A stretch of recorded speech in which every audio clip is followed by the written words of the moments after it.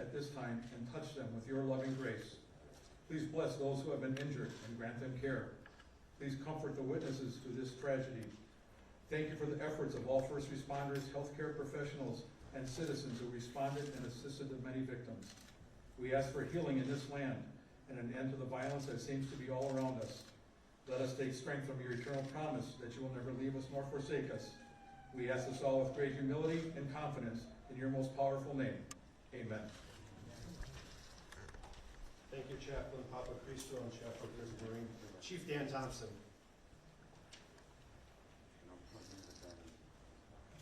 I'm just going to recap and provide an update.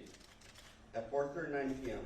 on Sunday, November 21st, 2021, the lone subject intentionally drove his maroon SUV through barricades into a crowd of people that was celebrating the Waukesha Christmas parade, which resulted in killing 5 individuals and injuring 48 additional individuals. I just received information that 2 of the 48 are children and they're in critical condition. We have information that the suspect prior to the incident was involved in a domestic disturbance, which was just minutes prior, and the suspect left that scene just prior to our arrival to that domestic disturbance.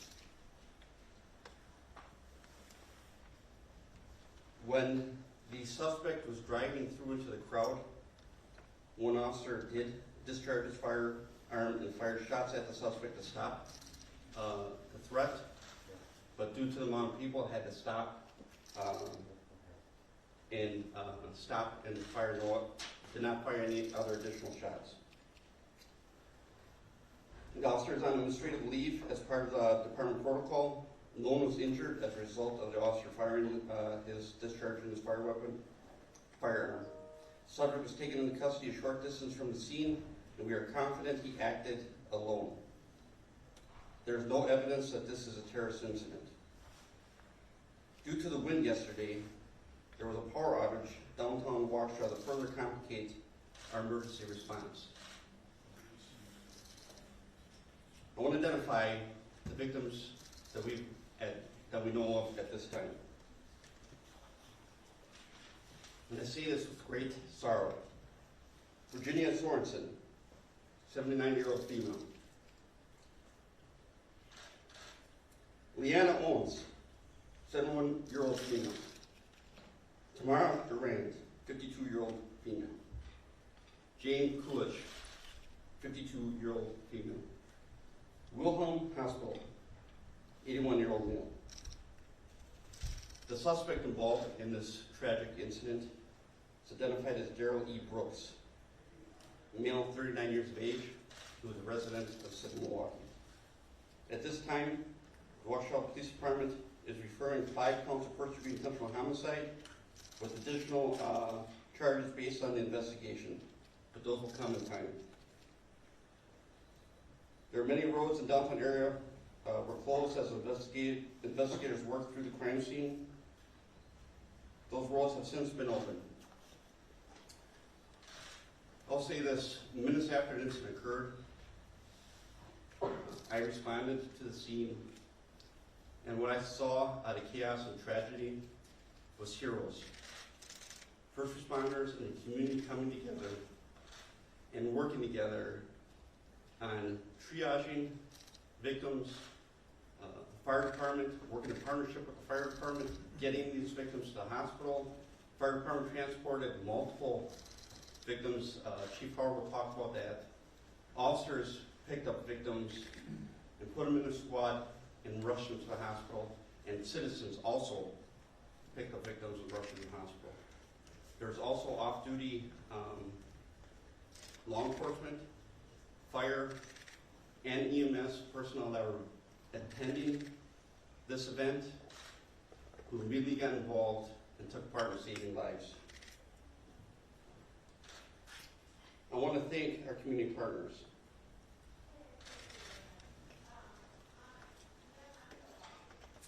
I want to dispel some rumors. There is no pursuit that led up to this incident. This is not a terrorist event. I want to thank our first responder partners.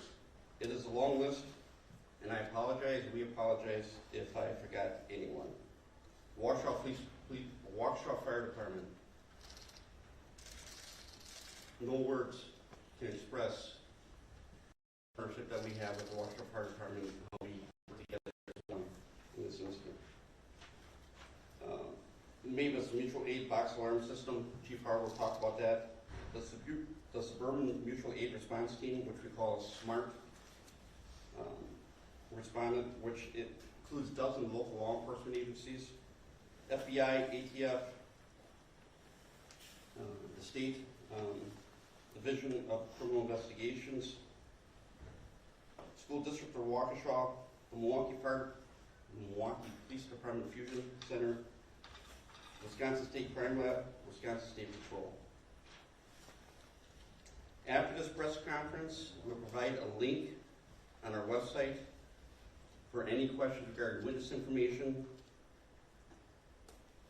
If there's any additional video that a citizen might have, they can look at this link, or any family members or individuals on your property. The Waukesha Police Department website is the only source for information. Do not release information from any other source as it has not been vetted and could lead to false information. Thank you. Chief Howard. Thank you, Dan. Before I get started, on behalf of the men and women of the Waukesha Fire Department, I'd like to say our prayers go out to the families and the whole community that was affected by yesterday's tragedy. The City of Waukesha Fire Department responded to a mass casualty incident yesterday afternoon. 26 on-duty personnel responded to the incident from 5 stations. Our closest downtown station was within sight of the parade route. Our units started to spontaneously respond based on radio traffic and dispatch information.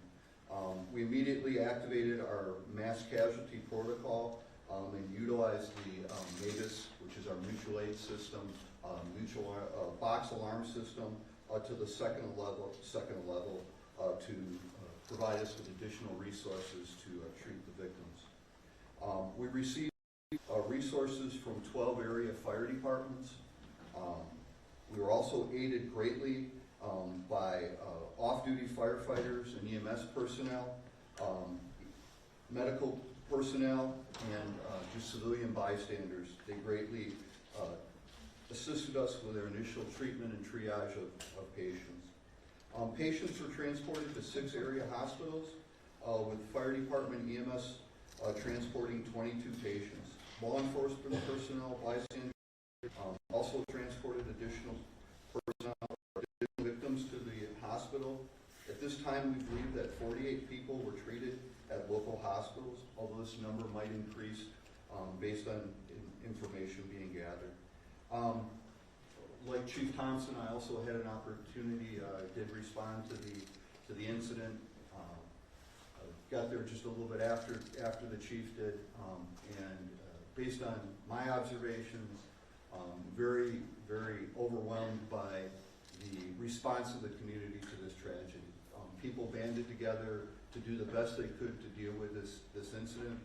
Last night, going out and visiting the fire stations and the people that responded, overwhelmingly, our personnel expressed their sincere thanks for everyone who stepped up and assisted with the treatment of the citizens that were injured. Again, our hearts go out to the families and the victims of this senseless tragedy, and we appreciate all the assistance and support that's been offered to the City of Waukesha Fire Department. Mayor Sean Riley. Thank you. Last night we experienced a senseless tragedy. Many of us were participants in the parade and witnessed these horrific actions. We are all trying to process what we experienced. Our police, firefighters, partners, and so many others sprang into action immediately last night to help the people that were injured. For those of you who do not live in Waukesha, you need to know that Waukesha is a community that helps their neighbors. Waukesha is a community that takes pride in its identity and has a wonderful spirit. Waukesha looks after each other. Waukesha enjoys its celebrations, and the entire community joins in those celebrations. We are a close community. Waukesha is a community where many of its residents have lived for generations. Waukesha is also the type of community where new residents tell their friends to move here because it is so special. Waukesha has held what can be described as a Norman Rockwell type of Christmas parade for almost 6 decades. Last night, our wonderful Waukesha parade became the scene of a horrific tragedy. Last night, that parade became a nightmare. Last night, many were severely injured. Last night, lives were lost during the middle of what should have been a celebration. Last night, many were severely injured, lost their lives, and all who were there were traumatized. We experienced a horrific tragedy. We have so much healing that needs to occur. Waukesha, though, will not be defined by the horrific events of last night. We are a community that will come together. We will help those who experience the loss of a loved one or were injured. We will work together to bring healing. The healing needs to begin now. With that in mind, I share the following. Our prayer vigil will be held tonight at 5 p.m. at Cutler Park. The Waukesha Public Library, which is immediately adjacent to it, will be closing at 4 p.m. so the public can utilize that parking lot. The downtown South Street parking ramp, which is also immediately near it, will also be open for free parking. We know that members of the community want to help out and help the victims. The Waukesha County Community Foundation and United Way of Greater Milwaukee and Waukesha County have joined together to create the United for Waukesha Community Fund. This fund will support the needs of the families impacted, and there will be a website on our page that will tell you how to access that fund. Many people witnessed traumatic events last evening. If you need to talk to someone, you can call or text 800-985-5990 to be connected to a trained caring counselor, and they're available 24/7. That number will also be on our website. Please only call 911 for true emergencies. There will be a resource center set up at Carroll University for all victims from 2 to 6 p.m. Tuesday and 9 a.m. to 1 p.m. on Wednesday. That information will be placed upon our website. The District Attorney Victim Assistance Program is also available for assistance, and an email for that service will be shared on social media. Our community needs to heal from physical injury and emotional trauma and what was taken from us by the Senseless Act. What we do today and the days ahead is what will define us as a city, and I know we will come together and help Waukesha heal. Thank you. Dr. Jim Siebert. Good afternoon, everyone. I am deeply saddened by yesterday's events and the tremendous impact they are having on both our school community and the larger Waukesha community. I want to begin by thanking our partners at the city and the police and fire departments for their leadership and partnership. We are focused on our kids, our staff, and our families, and making resources available to them. We stand with our community and are one of the resources for support as we navigate this tragic event. The School District of Waukesha is providing internal assistance as well as resources outside of the district to support kids, staff, and families. Should families need guidance on how to address trauma with your children, please do not hesitate to reach out to the student services staff at your child's school. We are actively dispatching additional support to our schools for staff and students. Your school administration and student services team can connect you with our crisis counseling staff in a very timely manner. School psychologists, social workers, school counselors, and community mental health providers are available and trained to support children and families in crisis today and into the future. I also want to thank our surrounding school districts, Waukesha County, our local healthcare partners, the Department of Public Instruction, and the Governor's Office for their support of the School District of Waukesha during this time. We also provided meals today from noon to 1 p.m. across the district, and we will do the same tomorrow at the following sites via their main entrance: Butler, Corning, and Les Paul Middle Schools, as well as North, South, and West High Schools. I'm announcing at this time that the School District of Waukesha will again be closed for classes on Tuesday, November 23rd. Our counseling and lunch services will be available to students and staff again tomorrow. The district will resume classes after the Thanksgiving holiday per our school calendar on Monday, November 29th. We ask that you respect the privacy of our students, staff, and families, and that you do not try to introduce students, staff, or families at our school sites. Further information and any additional updates will continue to be available on our district website, and I am deeply sorry that we are here today, and we look forward to healing both as a school community and a larger Waukesha community. Alan Johnson. Good afternoon. I am Vice President of Critical Care and Specialty Services for Pro Health Care. In my role, I work closely with our emergency department, critical care units, and our mass casualty incident management process. I'd like to start by expressing my sympathies and those of everyone at Pro Health Care for the victims and their families. This was truly a tragedy for our entire community. I'd like to thank all of the first responders and the others who came together to do what was required last night. All involved did outstanding work. Among the 48 victims of the parade tragedy who were transported to area hospitals, 29 arrived at Waukesha Memorial Hospital. The hospital is just blocks away from the parade route, and victims started arriving very quickly after the incident. In fact, many of Pro Health Care's staff were attending the parade, witnessed this tragedy, and provided immediate first aid to victims. There were many children among the victims brought to Waukesha Memorial. After an initial assessment, stabilization, and treatment, we transferred 11 of those to Children's of Wisconsin. 4 victims were admitted to Waukesha Memorial. They are all currently stable, and many of them will likely discharge from the hospital today. Those patients admitted included both children and adults. 12 people were treated in our emergency department and released. 1 patient presented to us and left without being seen. Sadly, one of the victims who was brought to Waukesha Memorial was pronounced dead on arrival. In addition to those who were on duty at Waukesha Memorial last night, many others rushed to the hospital to help. They included nearly every one of our emergency department physicians, countless surgeons, anesthesiologists, hospitalists, and nurses.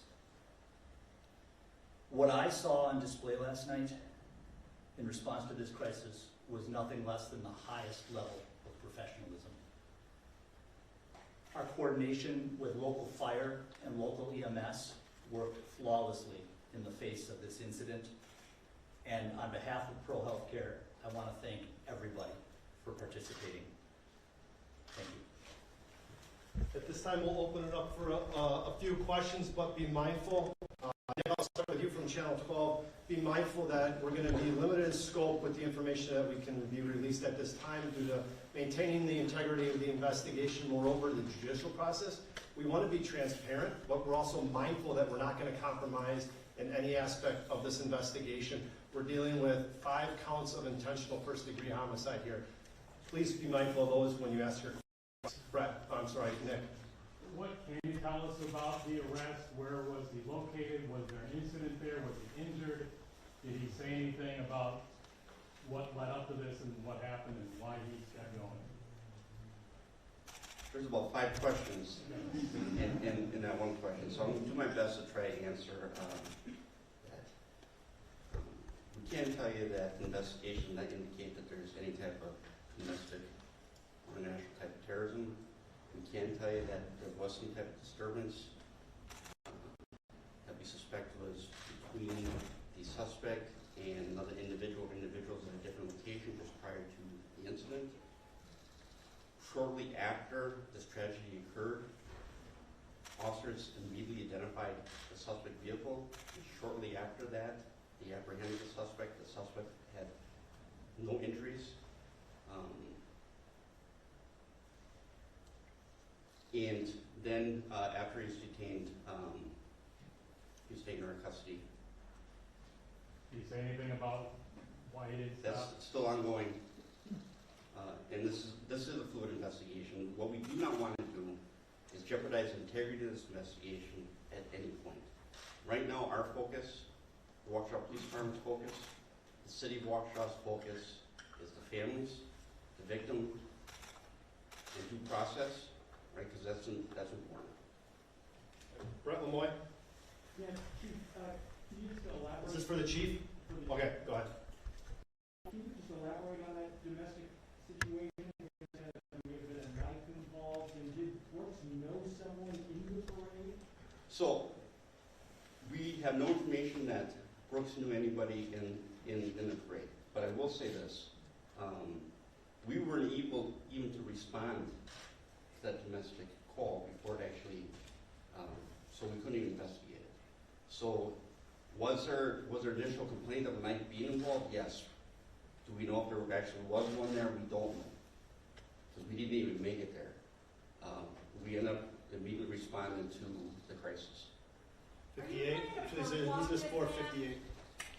Chief, or? There's been a lot of confusion about just how this person got through the parade. I guess questions about barricades and that kind of thing. Is there anything that's come up in your investigation that you could speak to about why that would be, how he actually got through and managed to get into this crowd? I'll tell you this, we actually had a squad in barricades up, and he drove right through the barricades and the officers. When the officer tried to engage and stop the threat, he still continued through the crowd. Chief, what was the distance? We're going with Channel 4 next, mindful of the rules. Chief, we'd really appreciate it if you go back and spell the names of those victims you mentioned earlier, if that's possible, Chief. Give me a moment. Thank you. All right, while we're waiting on Ford, I will come back to Nikki from the Freeman. Go ahead. Who is this for? I'm Nikki from the Freeman.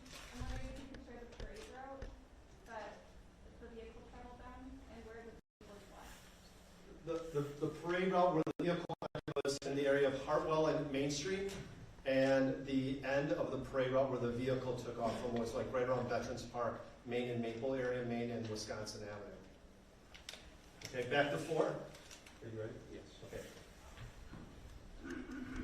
I'm going to repeat the names. And again, I apologize for getting emotional about it. Hey, Chief, we're going to put it on the release. I'll put the names out on the press release. We'll post that on the internet so we get all outlets. Yes, state where your agency is from and your name, who you'd like to speak to. Nancy Chen from CBS News. I have a question for Chief Howard. Chief Howard. Chief, what did your first responders see at the parade? Many of them were there to be a part of the parade. What have they said to you? It was just, I guess for lack of better, just carnage, likening it to a war zone. There were adults, children that were injured. Some of our first responders were there with their families. They left their families to treat people, helped with incident command, helped transport, along with many other medical personnel and people that were there. But I guess what stands out in my mind from our conversations is we do have people with military backgrounds and likened it to a war zone. I'll get 2 more questions. I'll go back right there. Gentleman with your hand up, your agency, and who would you like to question to? ABC News, Chief Thompson, please. Okay. Chief, can you tell us anything about this suspect's previous record, allegations that he may have tried to run over his girlfriend in the past or some other person? Anything you know about him? Our focus right now is this incident. This tragic incident is what we're focused on, and the families and the victims of this incident. Chief Thompson, Adrian Broadus here from CNN. Go ahead. For state, who would you like to speak to? Chief Thompson or Chief Howard? Thompson, Adrian Broadus from CNN. Okay. Talk to us about those families who are grieving that you know. What memories do you have with them? I'll talk about the incident itself and being there and seeing. I'll give you one.